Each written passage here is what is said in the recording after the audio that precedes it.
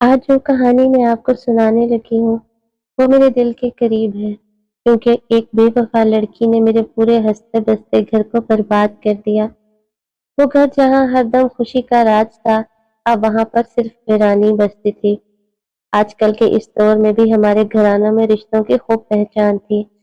والد، تایا، چچا سبھی اکٹھے ایک حویلی نما گھر میں رہتے تھے۔ بنیادی طور پر تو ہم بھی اس گھر کو اپنا گھر سمجھتے تھے جو گاؤں میں تھا۔ تعلیم حاصل کرنے ہم شہر آ گئے۔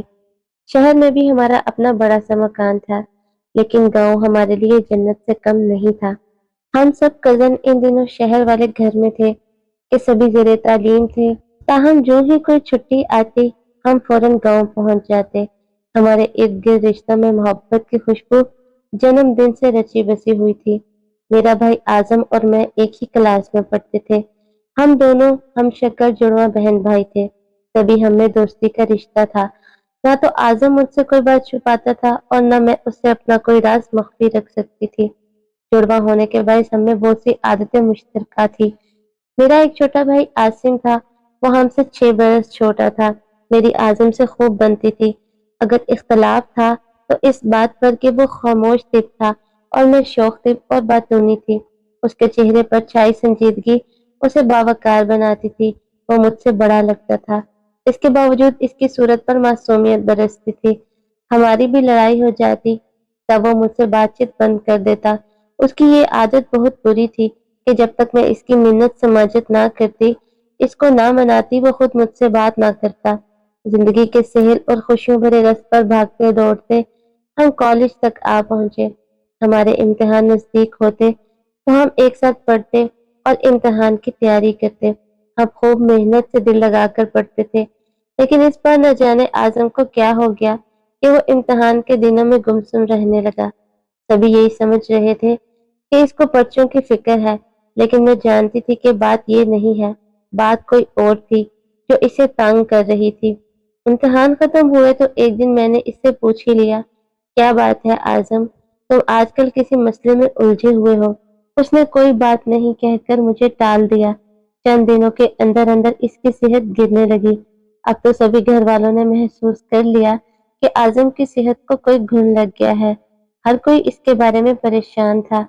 وہ سارا سارا دن بستر پر پڑا رہتا، کسی سے بات کرتا اور نہ کھانا رغبت سے کھاتا۔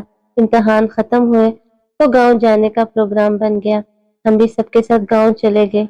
وہاں حویلی میں ہمارے جانے سے میلے کا سماں ہو گیا۔ گاؤں میں بھی کوئی میلہ تھا، دوست رشتے دار آئے ہوئے تھے، خوب رونق تھی۔ میں خوش تھی کہ یہاں آ کر اعظم کی طبیعت سنبھل گئی تھی۔ وہ آتے ہی گھر سے غائب ہو گیا۔ کافی دیر باہر رہنے کے بعد لوٹا۔ وہ حشاش بشاش نظر آ رہا تھا، بات بے بات ہنس رہا تھا۔ امی اور میں نے یہ تبدیلی خاص طور پر محسوس کی۔ اس کے چہرے پر صحت اور مسکراہٹ کے روپ میں زندگی لوٹ آئی تھی۔ مجھ کو حیرت تھی اور خوشی بھی کہ چلو کسی صورت تو وہ ٹھیک ہو گیا۔ گاؤں میں چھٹیاں گزار کر ہم شہر واپس آ گئے۔ یہاں آ کر ایک بار پھر اعظم اس نامعلوم اداسی اور پراسرار پریشانی کا شکار ہو گیا۔ اب مجھے یقین ہو گیا کہ میرے بھائی کے ساتھ کوئی نہ کوئی سنجیدہ معاملہ ضرور ہے۔ جب پوچھتی ٹال دیتا، تب ایک دن بے بسی سے اس کے سامنے رو پڑی۔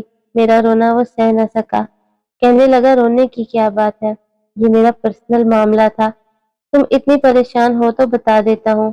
ایک لڑکی مجھے پسند ہے، اس سے شادی کرنا چاہتا ہوں، لیکن ہم تایا چچا والے رشتوں کے جال میں اس مضبوطی سے گدے ہوئے ہیں کہ باہر سے شادی نہیں کر سکتے۔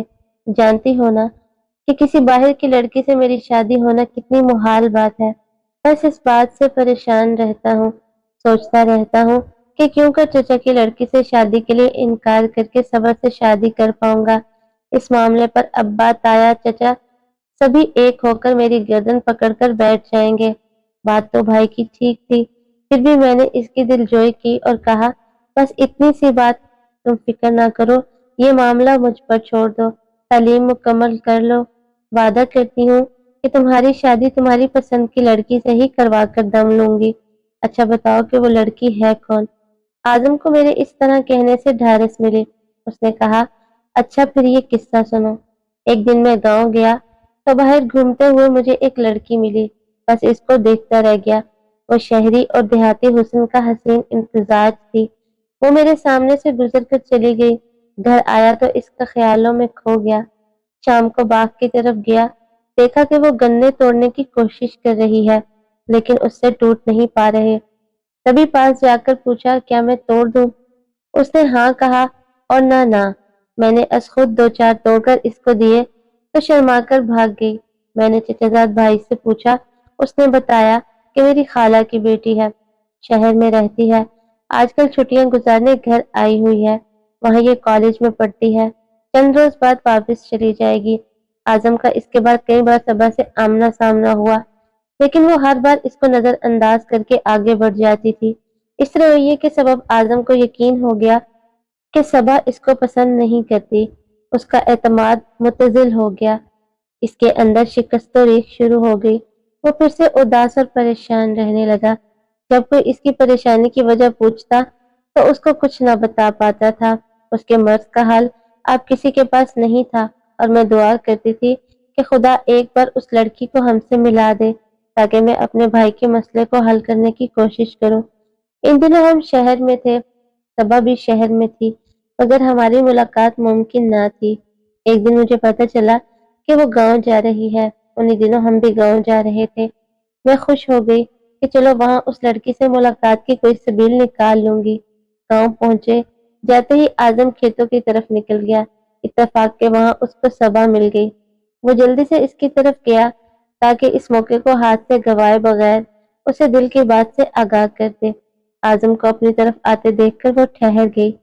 بھائی نے بلا جھجک اس سے کہا، صبا اگر تم مجھ کو پسند کرتی ہو تو بتا دو، کیونکہ میں تم سے شادی کرنا چاہتا ہوں، اگر نہیں تو بھی کہہ دو تاکہ میں خود کو سمجھا کر یہ خیال چھوڑ دوں۔ لڑکی نے جواب دیا، جو آپ کے جذبات ہیں سمجھ لیں وہی میرے بھی ہیں۔ یہ بات کہنے کے بعد اس کی حیا نے اسے وہاں رکنے نہ دیا اور وہ فوراً وہاں سے چلی گئی۔ اعظم کے لیے تو اس کا اتنا سا جواب ہی کافی تھا۔ وہ اتنا خوش گھر لوٹا جیسے اس کو زندگی کی سب سے بڑی خوشی مل گئی ہو۔ جس کی جدائی اس کو گھن کی طرح کھا رہی تھی، اس کے اقرار نے میرے بھائی کے مردہ تن میں پھر سے روح پھونک دی تھی۔ تاہم جو فکر اس کو ستا رہی تھی وہ بدستور موجود تھی، بلکہ اب پہلے سے زیادہ ہو گئی تھی کہ یہ رشتہ نہیں ہونے دیا جائے گا۔ چچا کب چاہیں گے کہ ان کی لڑکی کا رشتہ رد کر کے ان کی سالی کی لڑکی سے رشتہ کیا جائے، جبکہ ان کے تعلقات اپنے سسرال والوں سے بھی اچھے نہ تھے۔ چچا نے کئی بار اپنی بیوی کی بہن یعنی صبا کی امی کی اہانت کی تھی، بھلا وہ دوسری بار کیوں کر ہمارے خاندان میں لڑکی دینا پسند کریں گے۔ اسی طرح کے خیالات ہر دم میرے بھائی کو تڑپاتے رہتے تھے، جبکہ میں دلاسا دیتی کہ اعظم یہ تمہارا وہم ہے، ایسا کچھ نہیں ہے، اور چچی بھی اپنی بھانجی کو چاہتی ہیں۔ اگر صبا تم کو پسند ہے تو وہ مخالفت نہ کریں گی، میں خود ان سے بات کر لوں گی۔ وہ اپنی بیٹی یوں بھی اپنے بھائی کے بیٹے سے بیانا چاہ رہی ہیں۔ اعظم میری باتوں کو سن کر چپ ہو جاتا، تب میں سوچتی کہ محبت بھی کیا جذبہ ہے جو بسیرے کے لیے کوئی مقام نہیں دیکھتا۔ میری اور اعظم کی روز اس موضوع پر بات ہوتی، وہ اس کے ذکر پر مسرور ہو جاتا۔ بھائی کو خوش دیکھ کر میرے دل سے بھی دعا نکلتی، خدا ان دونوں کو شادی کے بندھن میں باندھ دے اور پھر کبھی جدا نہ کرے۔ اب صبا اور اعظم کی اکثر فون پر بات ہوتی، کبھی کبھی میں بھی صبا سے بات کر لیتی تھی۔ میں اس کو اپنے بھائی کے پرخلوص جذبات کے بارے میں بتاتی تو وہ کہتی، یقین نہیں آتا کہ آج کل کے دور میں بھلا کون کسی سے اتنی محبت کرتا ہے۔ اب اس جذبے میں اتنی سچائی ممکن نہیں جتنی تم بہن بھائی ثابت کرنے کی کوشش کرتے ہو۔ ذرا سا بزرگوں کا دباؤ پڑے گا تو ساری محبت ہوا ہو جائے گی۔ مجھ کو صبا کے ایسے جواب سے دکھ پہنچتا۔ اسی قسم کی باتیں وہ اعظم سے بھی کرتی تھی، تب وہ بہت زیادہ پریشان ہو جاتا تھا۔ وہ تو اس کو پورے خلوص سے اپنانا چاہتا تھا۔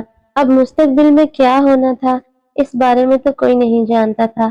اعظم مگر اس بات سے از خود رنجیدہ تھا کہ صبا اس کے خلوص پر شک کرتی تھی۔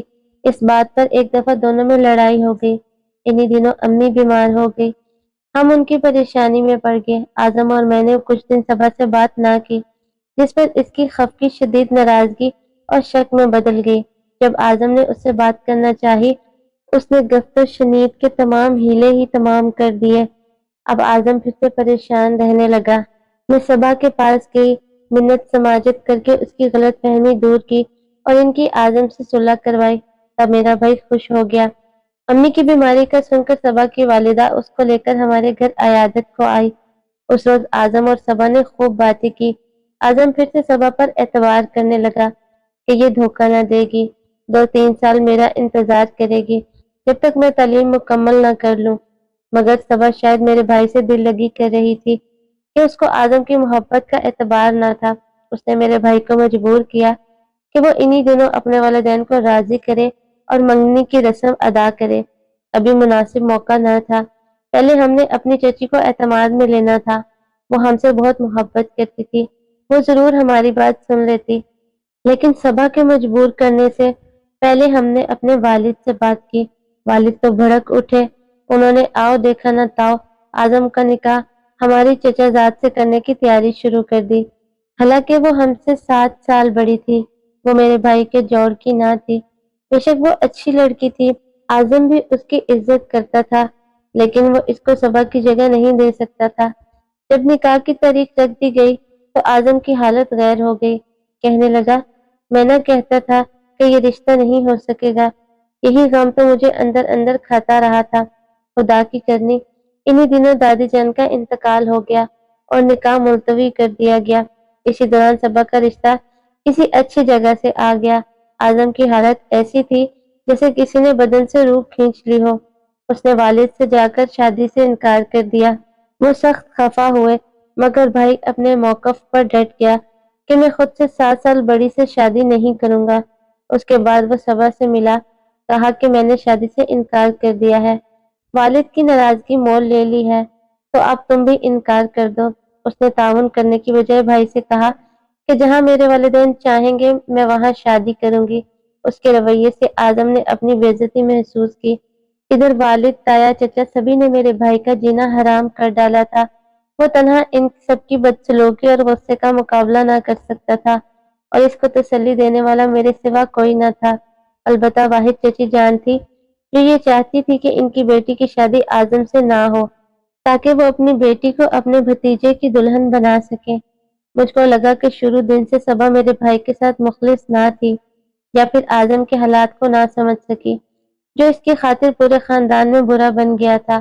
وہ اعظم کے جذبوں پر ہی شک کرتی رہی، کہتی کہ تم بھی دوسرے سب لڑکوں کی طرح بے وفا ہو، جبکہ میرے بھائی بیچارے نے بے وفائی کب کی تھی؟ وہ تو اس کی خاطر خاندان بھر سے لڑ پڑا تھا، اور وہ کہتی تھی کہ تم محبت کا ڈرامہ کر رہے تھے۔